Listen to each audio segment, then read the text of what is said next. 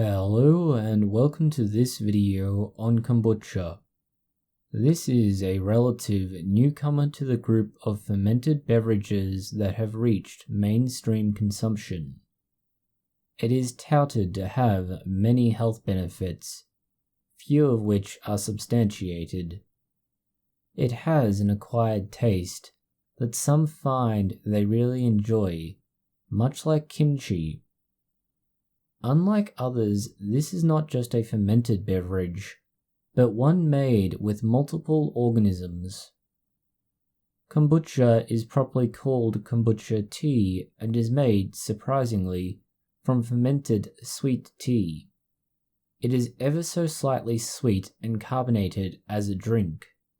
It has a smell slightly like cider and beer. To make it, you need tea in either loose leaf or tea bag form, sugar, your SCOBY, which can be an existing commercial kombucha bottle that has live organisms in it. Ideally, look for this in your fresh refrigerated section, or sourced from an acquaintance of yours. You'll need water, a large glass fermenter, and some sort of tightly woven material like paper towel or a cheesecloth. First, as always, clean and sterilize your equipment. In this case, it's more for safety and surety than necessity, but it is always best practice. The SCOBY you transfer should easily outcompete any other organisms within your materials, but there is always a chance.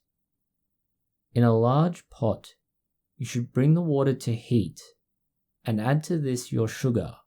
Ensure your sugar is completely dissolved and then add the tea. Let the water cool down with the tea in it. This should create a very potent tea extract. Let this cool completely, which may take several hours. Take your tea extract and pour it into your fermenting container. If you're using tea bags, this should be easily done. If you are using tea leaves, you should consider straining it first. After you have your sweet tea mixture in your fermenter, add your kombucha SCOBY. This should give you everything you need for your kombucha.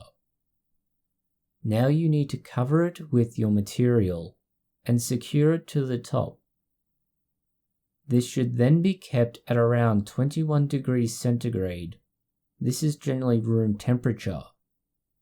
Store it somewhere that is dark for between 7 and 10 days. This should be enough time for it to ferment all the sugar out. During this time, there will gradually be a thin white film developing on top of the SCOBY. The SCOBY itself should almost resemble a puck or a congealed mess. This thin white film is the new SCOBY that you can transfer to a new fermentation. After the 7 to 10 days, it should start to taste very much like kombucha.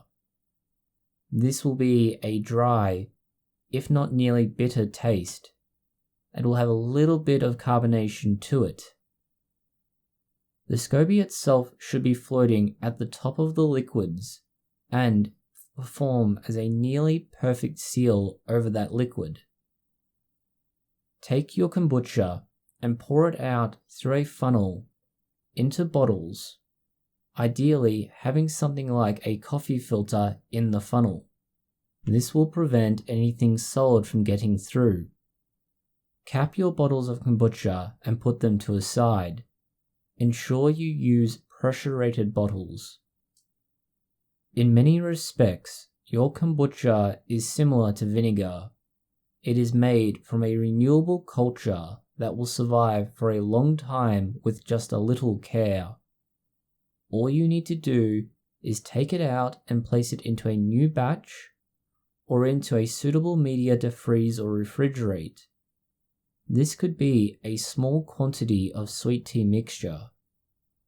Like vinegar cultures, You should keep your equipment for this dedicated to the task of brewing kombucha.